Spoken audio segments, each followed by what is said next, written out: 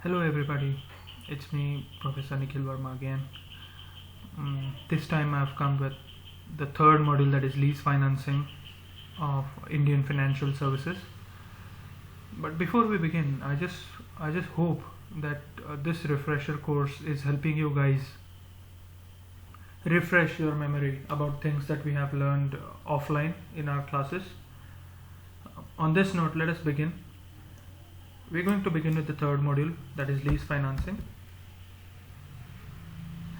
What happens is when a company is functioning, now the company needs huge funds, um, especially in the initial stages, to procure fixed assets or current assets to meet their working capital requirements. In the initial stages, there is a lot of shortage of capital, which can create a lot of problems for a new firm. Moreover, if you see these days, modern businesses have reduced their profit margins because of the cutthroat competition that prevails in the market. That makes these profits even more thinner. So, in order to increase the quantity of profit made, companies use means like business expansion, modernization, diversification, etc. So that they can produce in large quantities or cater to a larger audience, so that they can negate the smaller profit margins and earn in large quantities. Small margins in large quantities will give them more profit. In order to achieve these objectives under such critical circumstances, leasing becomes a prominent option, to say the least, because it provides an asset at a low investment cost. Now let us understand what exactly is a lease in the first place. A lease is a two-party agreement wherein one person is a leaser and the other person is a leasee. The leaser is the owner of the asset, that is, he has the ownership of the physical asset. Let us assume machinery in this case. Person X is the leaser and person Y is the leasee. Person Y is in need of an asset, that is, leasee is in need of an asset. In the factory he needs the machinery. Person X is the person who has the machinery or who has the funds to procure that machinery. So what happens in a lease is that leaser will transfer the physical asset to the leasee. Ownership will not be transferred. Ownership will remain with the leaser, that is X. Asset will be there with Y. Y will be using the asset without ownership, and for using the asset, Y is going to pay rentals to X as per the agreement. So the same thing is explained on this slide. These are a couple of definitions that I have given. I hope you have understood what exactly a lease is. So let us see steps involved in a lease.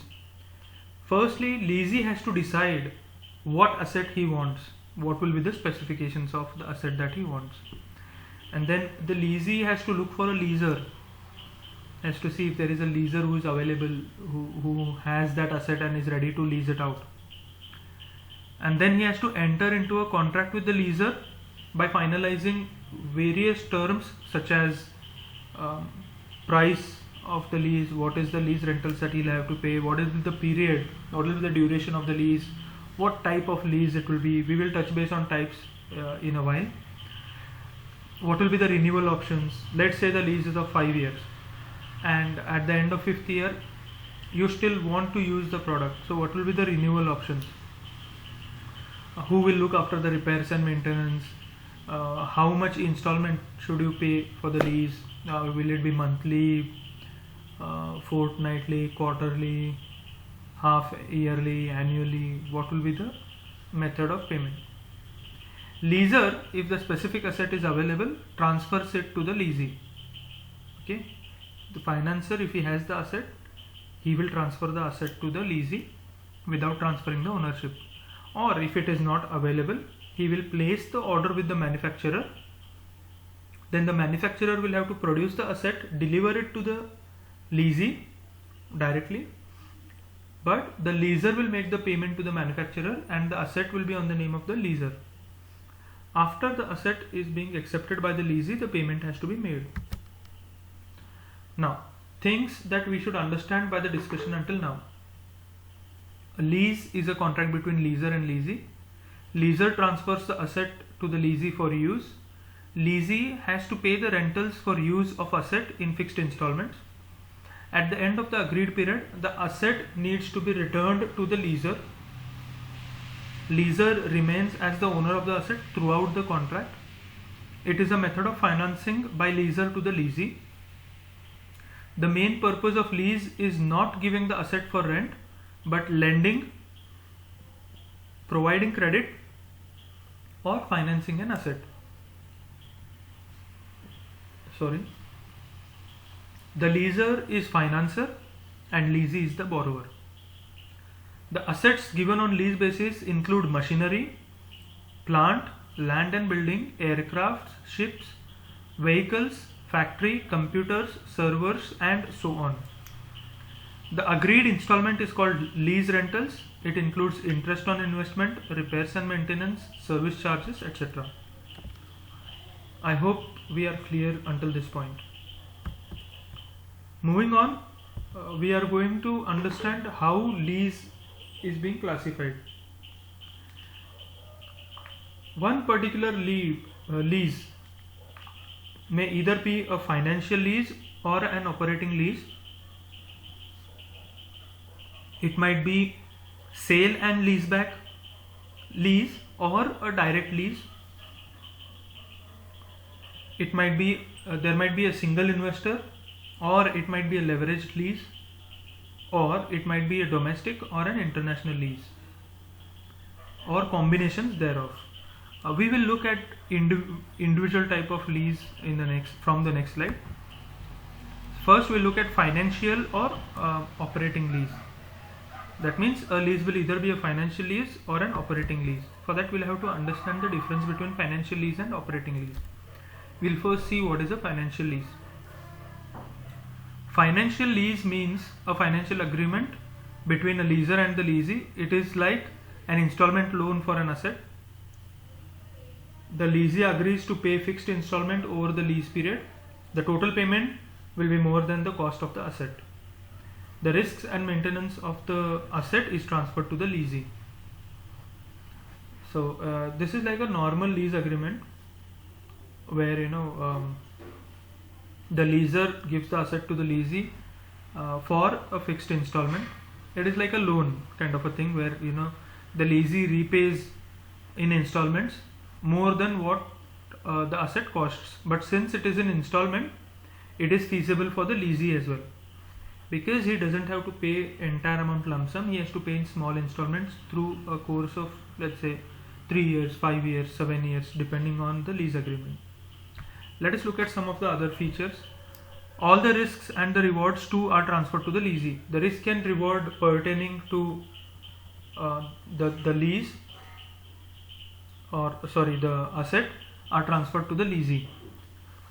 If it includes the purchase option, the leasee has the option to buy the asset at the end of the lease term. So let's say at the end of the lease term, the leasee wants to own the asset. He wants the ownership to be transferred to him. This will already be mentioned in the lease agreement as to what will be the term, what will be the condition of purchase at the end of the lease, period. The contract is irrevocable and non-cancelable.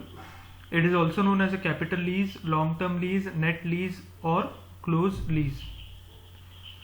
The natures of assets include engineering machineries, equipments, generators, locomotives, containers, etc. The term of contract ranges from medium to long term. Let us look at operational lease. This is just opposite to financial lease. It is also known as a service lease. Here an asset is transferred to the leasee for a short term. So under financial lease it is medium or long term, and under operational lease it is short term. The risk is not transferred. The risk remains with the leaser. The main features of the operating lease are: no risk and reward is transferred to the leasee. any risk or any reward um, pertaining to the asset will not be transferred to the leasee. It will be transferred to the leaser. Asset is returned to leaser at the end of lease term. The rental amount paid to leaser is not equal to the cost asset as the period is less. It is in true sense a service lease. See, the rental amounts paid will be definitely less than what the asset will cost, because it's a short term lease. Leaser continuously searches different leasee to keep on transferring asset continuously. So this is a tricky point for leaser, because when he leases an asset to person X, he is going to use it for short term. When he returns it, the leaser should be able to find a new leasee so that he doesn't have a opportunity cost lying down with him. The cost of maintenance belongs to the leaser. He has to pay fuel, insurance, staff support, etc. in regards to the asset. Assets that are leased under this class are vehicles, computers, Xerox machines, service equipments, etc. The next classification is a lease would either be a sale and leaseback lease or a direct lease. So first we'll try and understand what is a sale and leaseback lease. Let's take an example. Let's say there is a person X who owns ABC property, and he wants to do something. He wants to start probably, let's say, a new firm on the same property, on the same land, but he does not have enough funds. So what he decides is that he will sell that land, but as soon as he sells that land, the person, whoever is purchasing it, will have to lease it back to X, so that X can use it to start his firm. This is sale and leaseback. See, I'll just read it out for you. The owner sells the property to a leasing company at a market value and receives the payment for the same from the leasing company. So X is going to sell his property and is going to get funds at market value from the purchaser.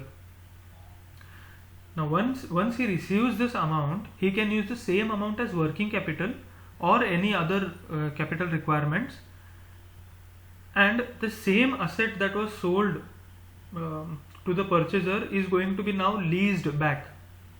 He is going to take the same asset on lease.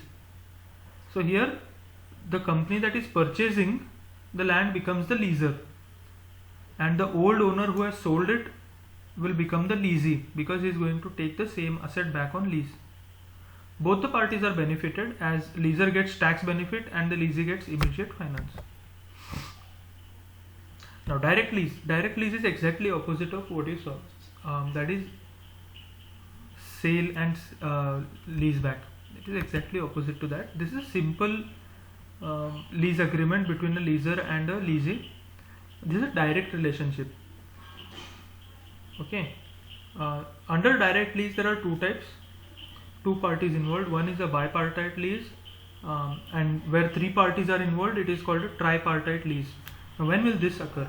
This might occur when a bipartite lease is a lease where only two parties, that is leaser and the leasee, are involved, and a tripartite lease is where there is a leaser, there is a manufacturer, and there is a leasee. The next is single investor and leveraged lease. We'll see what these are. Single investor lease. The leaser himself invests the entire amount and purchases the asset, raising money on its own. Again, a simple type of lease where there is one person who has enough funds to procure the asset and then lease it out to people so that he can earn income on regular basis. Such a type of lease is called single investor lease. That is when there is only one person financing the entire asset. Leveraged lease, on the other hand, consists of three parties. One is a leaser, leasee, and the lender. Now assume that you have approached a leaser and he does not have enough funds to finance the asset. What he is going to do is he is going to leverage a part of the lease. That is, he is going to ask some other person to invest along with him so that he can finance the particular asset. See, leaser purchases asset from a manufacturer and makes part payment to him. The balance amount is financed by a lender.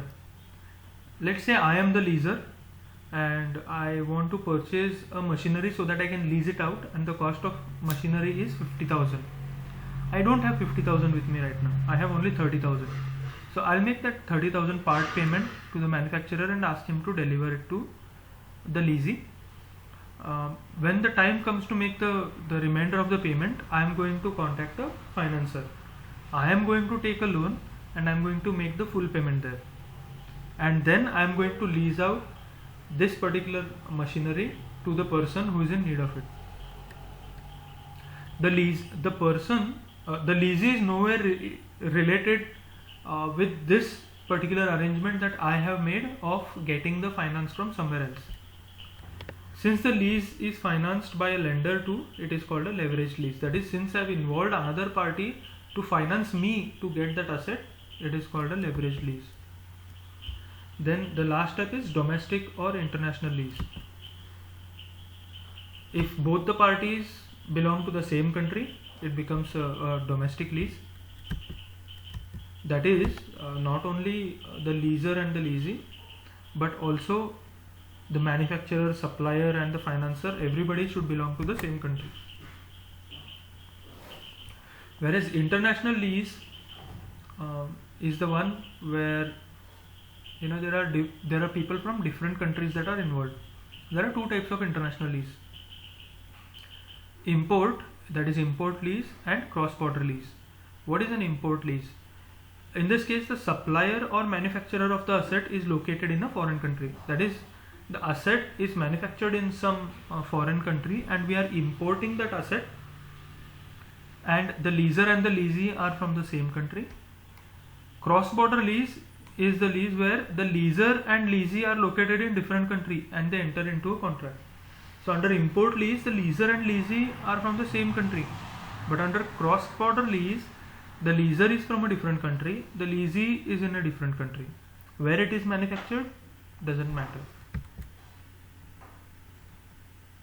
Now we'll look at advantages and disadvantages of lease. Let us look at advantages quickly.